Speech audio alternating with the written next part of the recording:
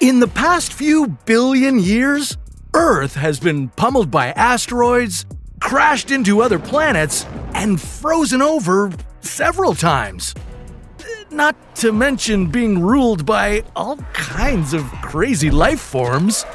Sometimes it's a wonder that our blue homeworld has survived it all. But if we want to take a whirlwind tour of our planet's history, we'll have to start way back at the very beginning.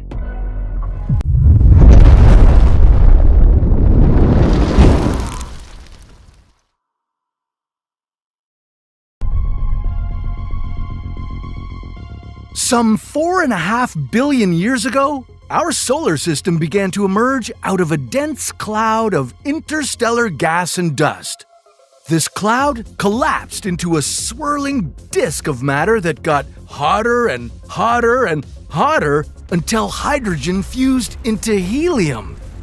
And just like that, our sun was born. And baby Earth was on its way too. After the birth of our star, all the matter on the farthest ends of the spinning disk began to clump together. These clumps would be the seedlings for the planets and moons in our solar system. As they accumulated more matter, they grew bigger and more spherical. The clumps in the cooler regions of the solar system were mostly made of ice, liquids, and gases. Closer to the sun, all the rocky material formed the inner planets like Mars and Earth. This young Earth was incredibly active, volcanically speaking. It spewed out gases like hydrogen sulfide, methane, and carbon dioxide. These gases made up the very first atmosphere on our planet. Early Earth was constantly bombarded by large asteroids and comets, and soon Earth experienced an even more violent collision.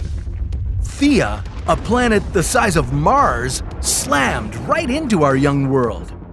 This epic collision threw chunks of matter all around Earth's orbit, and then gravity bound them together into what we know now as the Moon. On this hot, early Earth, there were no oceans. All water existed as gas.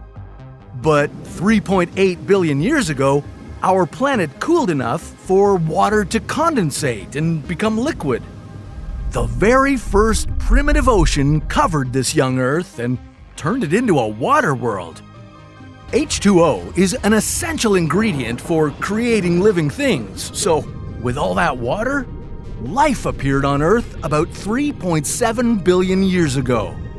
These earliest forms of life were microscopic organisms, but it was nearly a billion years after that that some of these organisms changed the course of the world.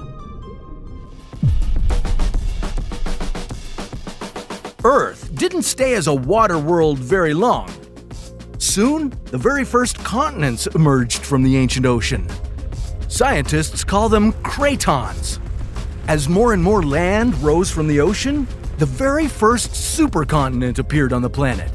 Valbara wasn't exactly a supercontinent, it was pretty small. Scientists think it was smaller than the continent of Australia. Around 2.4 billion years ago, cyanobacteria evolved to become our planet's first photosynthesizers. Finally, we had some oxygen producers to make Earth's atmosphere much more hospitable. And the rest is history, folks. Just kidding, we've still got a long way to go. With all this new oxygen, Earth's atmosphere had much lower levels of carbon dioxide. And that made the planet icy cold. Much of our young world froze over as Earth saw its first ice age. Now, as Earth's atmosphere was changing, the continents were moving too. They broke up and reassembled into the next supercontinent, Rodinia. Rodinia was a real supercontinent. It may have been the largest supercontinent to ever cover the planet. And life? Well, life finally became more complex. But then something happened. Rodinia broke apart and a new supercontinent assembled. This one was called Pannotia. Then, between about 540 and 485 million years ago, there was an explosion of new life. This time was called the Cambrian explosion, and the animals that evolved during this period had hard body parts, like shells or spines. The most famous of all were the alien-looking trilobites. Around 440 million years ago, the climate suddenly shifted and the temperature of the ocean changed dramatically. Earth saw its first mass extinction event. This was the Ordovician Silurian extinction, and a majority of the life that had been spreading around the planet vanished. Many of these life forms laid the foundation for the ecosystems that we have on Earth today.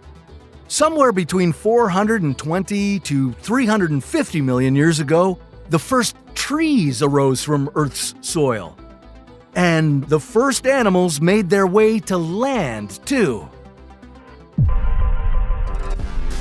250 million years ago, the planet was covered by our last vast supercontinent, Pangaea. Sadly, it was also during this period that Earth witnessed the greatest mass extinction event in our history, the Great Dying. Huge amounts of greenhouse gases and accelerated global warming wiped out about 90% of all species on Earth.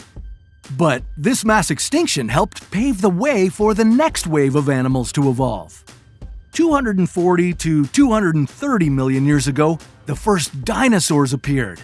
For the next 150 million years, they'd rule the land. If you were there, you'd have witnessed the gigantic sauropod Argentinosaurus, the largest land animal ever. Or you might have been chased by one of the Earth's greatest apex predators, the T-Rex. And you'd also witnessed Pangaea breaking up and forming the continents we know today. Okay, you may already know where this is headed. 66 million years ago, an asteroid slammed into our planet, right where Mexico sits now. And it coughed up so much debris into the atmosphere that it blocked out the sun. This led to devastating climate changes that caused the dinosaurs to die out. In the next wave of emerging animals, mammals became more common. Around 6 million years ago, the earliest known humans started walking this world. This species was called Sahelanthropus, though they still likely walked on all fours. 4 million years ago, early humans began to walk upright, and about 1 million years later, they developed the first known tools, which they used to break things. Some 800,000 years ago, things sparked. These early humans discovered how to control fire and could now cook food and provide themselves with heat. Their brains continued to evolve, now more rapidly than ever. These humans learned to interact with each other and the surrounding world in whole new ways. Then, between 40,000 to 15,000 years ago, all other human species besides Homo sapiens went extinct. 10,000 years ago, Earth saw its earliest farmers. These previously nomadic humans stopped wandering the planet and finally put down their roots. Jumping way forward to about 250 years ago, the Industrial Revolution took place. We went through major technological, socioeconomic, and cultural transformations. Rural-based farm societies became more industrialized urban ones. Our human population continued to grow. By 1804, we reached 1 billion. By 1927, we'd hit 2 billion. And since the 1960s, the global population has risen faster and faster to where it is now, at over 8 billion people. And now there's a new threat to human existence and many other forms of life here on Earth: climate change.